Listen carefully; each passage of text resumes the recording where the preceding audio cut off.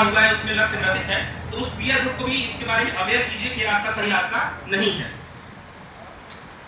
इसके लिए सबसे इंटरेस्टिंग बात यह है कि जो सर बता रहे थे माई भारत यानी मेरा युवा भारत, उसकी वेबसाइट पर आप जाएंगे तो वहां पर एक पूरा डेडिकेटेड पेज बनाया गया है, नशा मुक्त पेज। वहां पर जाकर के आप अपनी समस्या को देख सकते हैं किस प्रकार से समाधान हो सकता है। अब युवा शक्ति जो है, इतना मैं यहाँ भाषण क्यों दे रहा हूँ, आप लोगों को जैसे हम भी आपकी उम्र में थे या फिर कुछ लोग उससे बड़े भी होंगे, ऐसे यहाँ पर हम बैठते थे, इवेंट्स होते थे यूनिवर्सिटीज में, तो यही सोचते थे कि यार ये सरकार का कुछ इवेंट हो रहा है, फालतू में बस भाषणबाजी होगी, कुछ मतलब तो निकलने वाला नहीं है। लेकिन यकीन मानिए कि मैं यहाँ जो बात बोल रहा हूँ, यदि उसमें से 1% बात भी आप ग्रहण कर लेते हैं तो आपकी जिंदगी अगर आज 19 है तो कल 1900 हो जाएगी, आप बेटर हो जाएगी, प्रोग्रेसिव हो जाएगी, प्रमोट हो जाएगी। कैसे होगी? क्योंकि आपको अपने भीतर की क्षमता को पहचानना होगा। आप सब जो है रामचरितमानस से अवगत होंगे, रामायण से अवगत होंगे।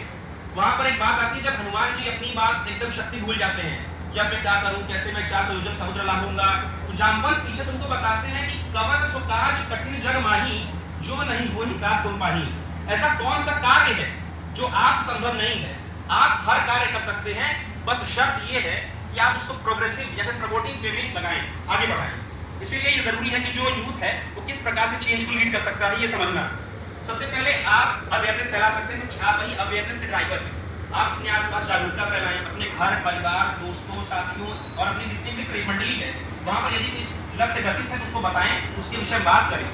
साथ ही साथ आप सपोर्ट कीजिए कि आप इससे मुक्ति प्राप्त कर सकते हैं, लेकिन उसका मजाक मत उड़ाइए। अक्सर होता है, देखते हैं 4 दोस्त बैठे हुए हैं, एक युवा जो है वो परेशान हो गया बिल्कुल, अरे सिगरेट चाहिए सिगरेट चाहिए सिगरेट चाहिए, छुट्टा छुट्टा छुट्टा छुट्टा, लेकिन उस छुट्टे के लिए मजाक उड़ाते, देखो कितना लकी आदमी है, लकी है, इसको लत लग गई है, लेकिन उसके बारे में बात नहीं कर सकते छुटकारा कैसे मिलेगा। तो आप जो है चिंता को देख के समाधान करेंगे तो सही रहेगा, समस्या को देख के समाधान करेंगे, समाधान की ओरिएंटेड सोच रखेंगे, सॉल्यूशन ओरिएंटेड सोच रखेंगे, तो ही वो विकसित भारत बन पाएगा।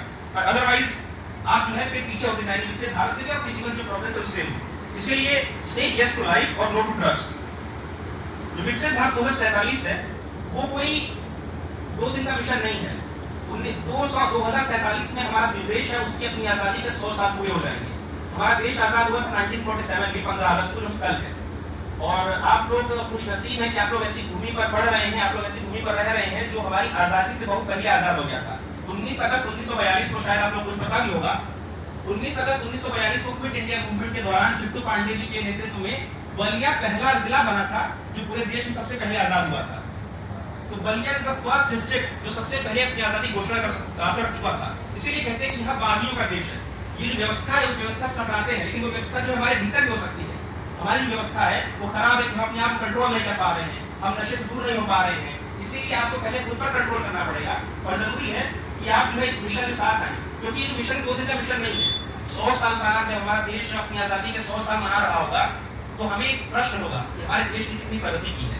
क्या हमारा भारत जो 1947 में था, जहां पर साक्षरता दर बहुत कम थी, जहां पर खाने के लिए अन्न नहीं था, जहां पर PN 480 जैसा अनाज अमेरिका से मंगाने के लिए हम मजबूर थे, आज वहां पर्याप्त अन्न है या नहीं है? आज वहां के युवा के पास रोजगार है या नहीं है? क्या आज वहां का युवा पथभ्रष्ट तो नहीं हो गया है? क्या आज का युवा जो है पद से विचलित तो नहीं हो गया है?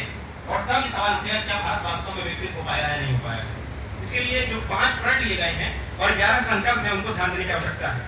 जो 5 प्रण की बात प्रधानमंत्री नरेंद्र मोदी जी ने लाल किले की प्राचीर से की थी, उसमें सबसे जो पहला है वो है डेवलप्ड इंडिया, विकसित भारत। जैसा कि आपने बताया, देश में रोजगार होना चाहिए, देश की शिक्षा व्यवस्था अच्छी होनी चाहिए, जो नेता और मंत्री हमारे पढ़े लिखे हों। पढ़े लिखे होंगे तो क्यों होंगे, क्यों ये डिमांड करते जरूरी पढ़े लिखे हों? क्योंकि वो पढ़े लिखे होंगे तो फिर वो शिक्षा का 50% लाएंगे और अल्टीमेटली शिक्षा व्यवस्था सुधर जाएगी। और भी चीज हो सकती है कि सबके पास बराबरी हो, कोई भी इनइक्वालिटी ना हो, कहीं भी डिस्क्रिमिनेशन ना हो, शोषण ना हो, कहीं दमन ना हो, तरह तरह की बातें हो सकती है। यानी कि विकसित भारत की जो परिभाषा है वो सबकी अलग अलग है, लेकिन सबकी एक ही उद्देश्य है, मंजिल क्या है कि भारत को विकसित बनाना है।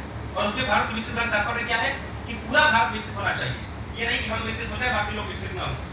अक्सर लोग सोचते हैं कि क्रांति दूसरे घर शुरू हो, हमारे घर शुरू ना हो, दूसरा घर जो है पीछे रहे और हम जो है आगे हो जाए, विकसित हो जाए। ऐसे नहीं होने वाला, आपको साथ में चलना पड़ेगा। क्योंकि कहते हैं कि हयात लेके चलो, कायनात लेके चलो, चलो तो सारे जमाने को साथ लेके चलो। ऐसे अकेले अकेले विकास कर लिए तो क्या विकास किए? दूसरी बात है कि आपको जो कोलोनियल माइंडसेट है उसको दूर करने की आवश्यकता है। औपनिवेशिक जो मानसिकता है, जैसे ये पूरा PPT प्रेजेंटेशन मेरे पास इंग्लिश में था और इसलिए